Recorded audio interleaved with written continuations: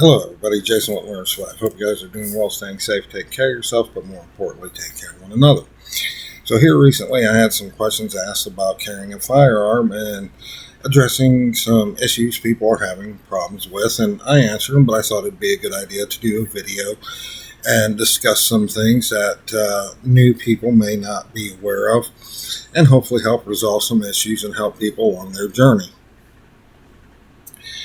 The first question I asked is, why are they having issues keeping their pants up? They get a belt, it does fine for 2 weeks, a month, and then they're punching holes in it and it's getting too tight and everything else. And honestly, that has to do with your belt. Bodies are different. Hardly anybody fits in a pair of pants that is that size. Most people are in between sizes, so pants go in 2-inch increments. So somebody that wears a 48 might actually be a 47. So a 46 is going to be too small. 48 is a little bit too big. So you get a belt, and most belts are adjustable in 1-inch increments.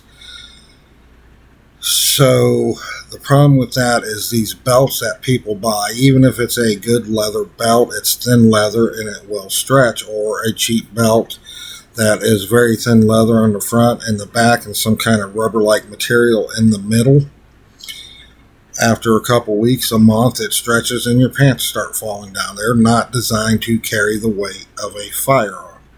So I recommend core belts. Core belt is my recommendation. Next belt is good too. The difference in these belts, one is they have this ratcheting adjustment system, and rather than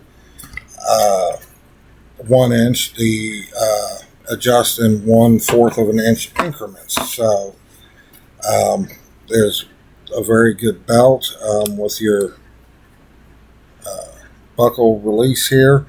I mean, you can tighten it, you can adjust it sitting down. Very easy to use. Very good belt to use for carrying a firearm. So with the core belts, the backing of it is a proprietary material they call Armor Tack. It is sweat and water resistant, and if you look, you can see the cut marks here. They come at about 54 inches, and you cut them to size according to the directions. So here's your sizing. The front is nylon webbing rated at 500 pounds. Here's what sets core belts apart from other belts. Is this polymer inner insert. It is stiff, but it's not overly stiff, so it does flex with the body. But it is designed to hold the weight of firearms and accessories. They come in 1.5 inch size and 1 3/4 inch range belt. And those two belts with the webbing now, they do make a dress belt or more of an everyday belt that's leather.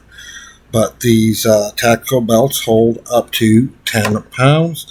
The leather dress belts are more of an everyday style belt that don't look tactical or anything like that, holds up to 5 pounds. Suspenders can be used if you're not comfortable with buying a core belt, or it's not something that you desire. A lot of people still use suspenders when carrying a firearm. If you watch the videos and look at the pictures from when President Trump had the attempted assassination done, you'll see Secret Service actually wears suspenders, so that's very common. Most people put a t-shirt on, put their pants on, tuck their t-shirt in, and then put the suspenders on and just a shirt like this over it. No big deal. Comfort. Carrying a firearm is usually not comfortable, but you do get used to it after a while.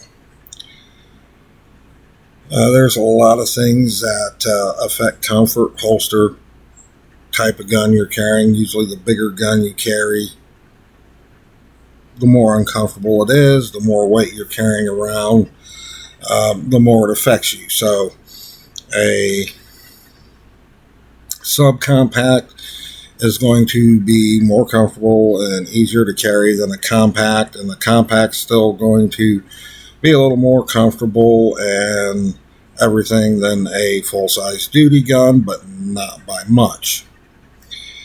So where you carry and your holsters, they do make a difference. Appendix carry, a lot of people think it's comfortable. For bigger guys, it's very hard to appendix carry unless you want to get into complicated math equations, with the 300th parallel and the FUPA and everything else. It's just a bother. I've carried since I was 18, so back then it was, everybody carried strong side at the 330 position. That's what I'm used to. I'm able, if I have to go hands-on without a firearm, to protect my gun if I have to. Stuff like that.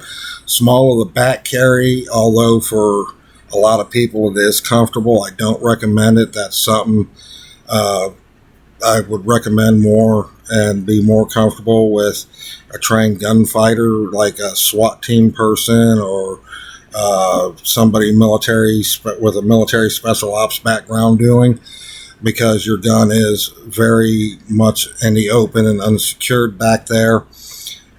You have to lean forward into the threat to get a proper hand and draw on it. It is slower because you're coming from way back here and up on target, so there's a lot of logistics to that I don't recommend. Concealment. This is where it gets tricky, because some states allow open carry, some states require it to be concealed, and some states go as far as even the printing of a firearm is a violation of the law that says a gun has to be concealed. Chicago, Illinois is a good example of that. If you print, you'll probably be arrested or summoned to court. You'll lose your FOIA card, you'll lose your permit to carry, probably be convicted of a felony to keep you from ever owning guns again. So with concealment, the big things there is what gun you're carrying, how you're carrying your holster, and most importantly, your belt and clothes choices. You're not going to be able to wear tight-fitting clothes and just put a shirt over and conceal your firearm without printing. You're going to have to get a size bigger. Concealment vests are great if you can fit in and blend in an environment like that, or you're not worried about it. Concealment vest from Rothko, great thing.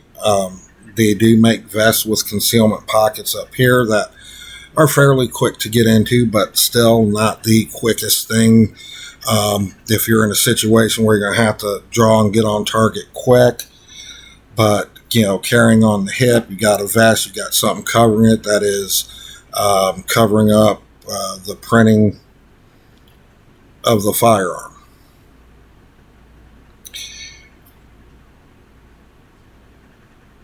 What firearm should you choose? That's a question that I can't answer. You have to find what's comfortable for you, how you intend on carrying. Are you carrying inside the waistband? Are you carrying outside the waistband? Inside the waistband, you're going to do better with a subcompact or a small revolver compared to a full-size duty pistol, or a subcompact, or a compact. Now, can you carry a 4-inch compact or a 5-inch full-size duty firearm inside the waistband in your pants? Sure, I did it quite often with a 1911 government model. And little funny story here. One of the stores I used to do a lot of business with, the owner would laugh and go, we're probably the only two idiots that carry a full-size 1911 inside the waistband like that. I said, you're probably right. So it can be done. It's uncomfortable until you get used to it. But then once you get used to it, you don't notice it.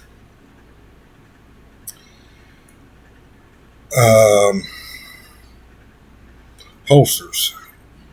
There's all kinds of holsters on the market. Everything from leather to a Kydex holster. Some require a belt to put the holster on. Some are paddled holsters that slip between your pants, but you still need a belt to keep your pants on and help support the weight. There's slide holsters that basically just go over the slide and cover the trigger of your firearm. The rest of the slide and barrel's exposed. Um, those offer no retention at all unless you're using one as an inside the waistband carry. Then you'll have some pressure on the pistol for retention.